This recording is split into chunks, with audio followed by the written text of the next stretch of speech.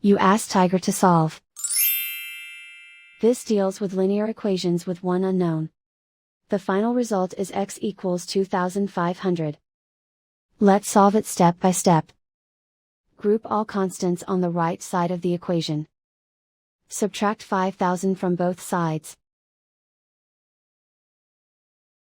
Simplify the arithmetic.